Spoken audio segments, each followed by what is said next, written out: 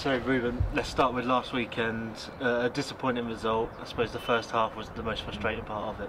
Yeah, hugely disappointing. I don't think we offered much really in terms of, affecting them as a team really with our attacking play.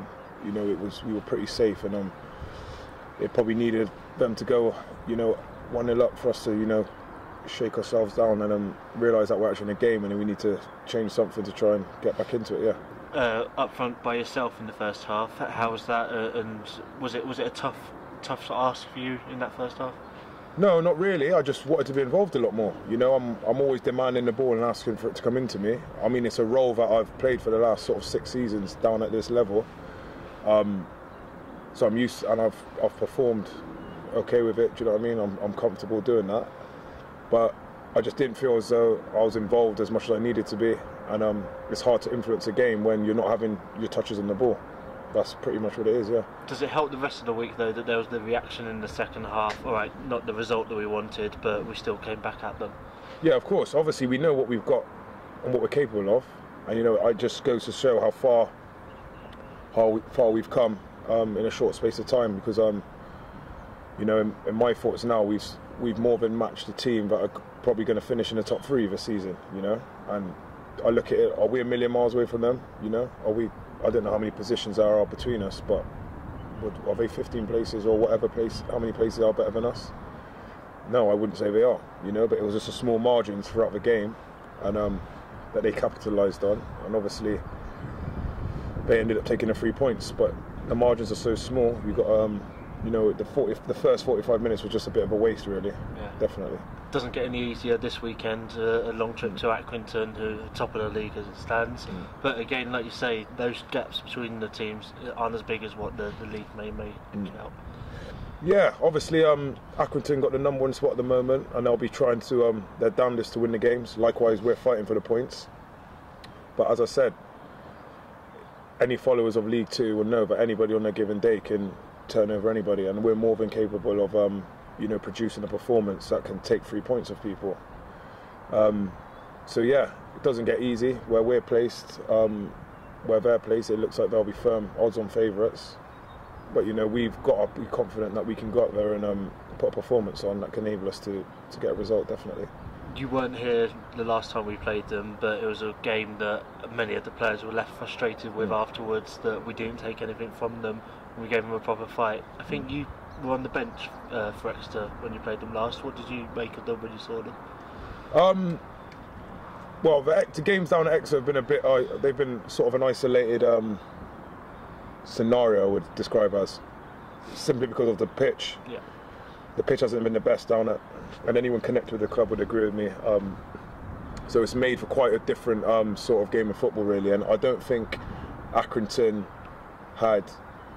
The way they played didn't suit the surroundings of the situation at all that day. And actually, Exeter, Exeter's a very, very good team inside this division, ended up comfortable winners. But I seen the little bits in that game that they were what they were about. They've obviously got one of the top strikers in the league. I've played against him.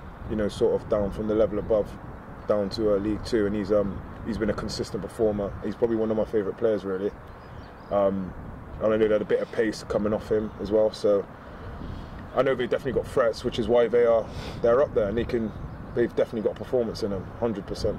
From a striker's point of view, I suppose a striker's admiration, Billy Key, Caden Jackson, yeah. There's a few of them, aren't there, that have really got that potential. What is it about them that gives them such a potent up front? Well, I don't know much about the other lad, Jackson. I think he played in the game against Exeter, and I think he was a lad with quite a bit of pace. But definitely Billy Key, he's been a consistent performer, right up there in the goal scoring charts. But aside from his goals, just the way his brain is, he can back into people. I'm just saying the same things that everybody else says about him now. It's he's a well-rounded player for this level, and he's obviously a very big part of what they do, basically. So, I always, whenever I go and we play against Accrington, he's there. I know he's gonna be a problem. Yeah, we'll obviously be focusing on what we can do. We haven't been told how long Christian's going to be out for. But does that give any added pressure to yourself, or is it something that you quite thrive in when you get that responsibility? Well, with regards to whoever's playing out on the pitch, there's always a pressure on me to go out and play, just from a personal point of view. So I'm not going to say because Doidge's out that all of a sudden I've got to, you know, step up to it. I'm always trying to step up to it. Do you know what I mean? So yeah. Definitely, it just means there's other lads now. There's at this current time there's a shirt that's become available. You know, the lads were on a good little run. A shirt's become available now, and it's given somebody maybe an opportunity to get themselves in there and try and keep hold of it. Were you pleased to see Tav make the impact he did when he came on at the weekend as well? Yeah, of course. Tav has got he's a kid I really like actually, and I actually really rate as a footballer. You know, he's got some serious ability. You know, ability beyond this level, you know, but obviously to get it out you on a consistent level and kick on and play high, you know, you've got certain things that he'll learn and whatnot and bring out of himself over the next few years, which will put him on his path to wherever he's going to end up playing. But yeah, definitely Tav's 100% got a bit.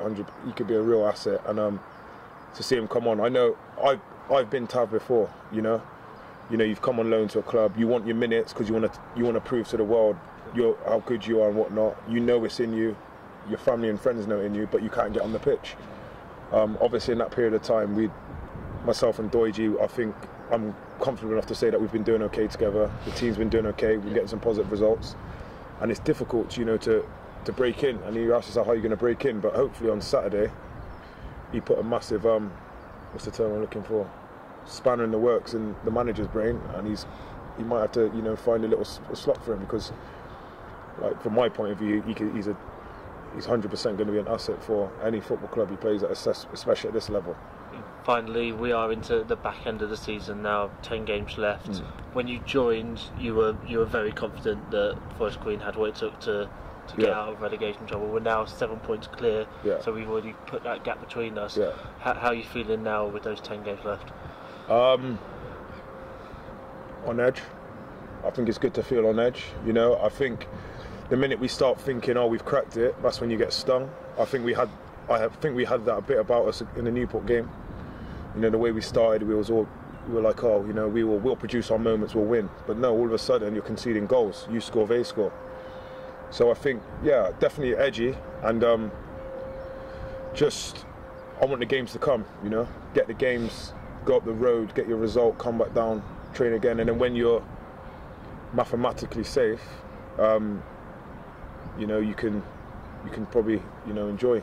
But to be honest with you, I'd much rather be in a position like this, you know, going for something or playing for something, than just, there's some teams now, the lads must be coming in they're thinking about their holidays already, you know, and I don't, you know, as I said, when I signed, I wanted to be, you know, playing, it's meaning something, you know, and as it stands, all the games that's coming up and I've played in, there's been something massive riding on them.